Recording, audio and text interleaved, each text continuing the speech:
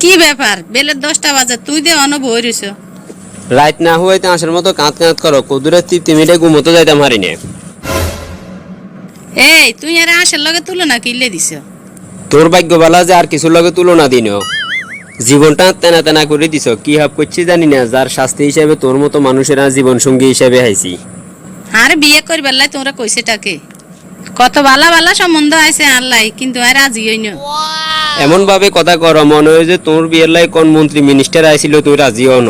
আর ভাগ্য বালা কোন ময় মুরব্বী দোয়া করছিল সেটা লাই তোরে হয়ে গেছি।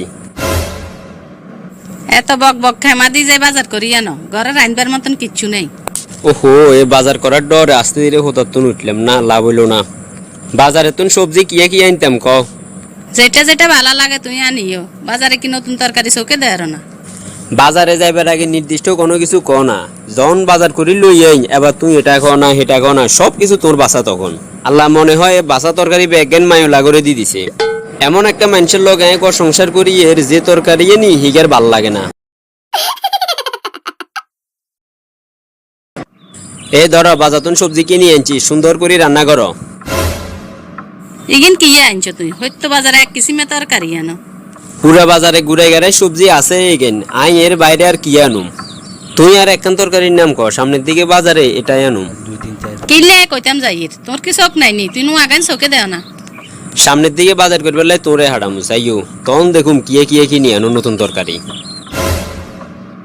আর কি এর খাইদে কাম নাই আরি আই বাজার করতাম যাইর। সারাটা দিন ঘরের ভিতরে কই যাই আর ভাল লাগে না। কই রে বাদ বাসি খাইতে আইও। তোর রান্নার ধরনটাই বুঝলাম না আজ পর্যন্ত। একদিন লবণ বেশি দিয়ালো আরেকদিন মরিচ কম দিয়ালো আজ আবার হলুদ বেশি দিয়ে লাইছো যার কারণে তরকারি মুখে দেওয়া যান না। এ খেমা দিছি আই আর রাইনতাম ন কাইলা তুই রাইনবে লম্বা লম্বা কথা কওয়ার দেন তোর রান্দার ওজন দেম।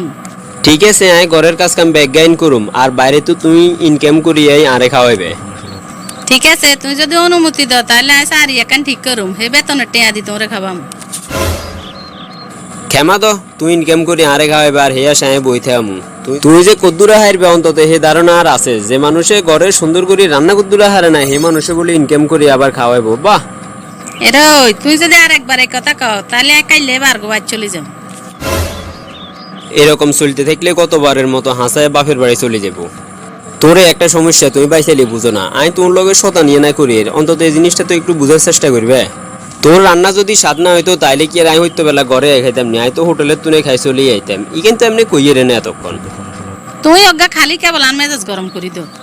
তোর মেজাজ আছে বিদায় না গরমর লাগছে নইলে কি আর লগে কে চিল্লা চিল্লি করতে নি। তোর লগে দেখা গেছে হুদাও আয় ঘরে ঝগড়া করুম এগুলো মান অভিমান করিবা না এই ঝগড়া জাতি এগুলা করা স্বামী স্ত্রীর অধিকার। যেটা কইছো এটা যেন মনে থাকে জন আয় কে কে করুম এটা যেন তোর মাথা থাকলে হইব। নতুন কোনো বিপদ হইতলাম নি কইতাম মাইতাম ন হে আল্লাহ রক্ষা করিও। বিয়ে লাগে গতুন যাইতে আর টিয়া 2000 দিয়ে যাবে। এই তো কানের কাছে ফ্যান ফ্যানানি শুরু হয়ে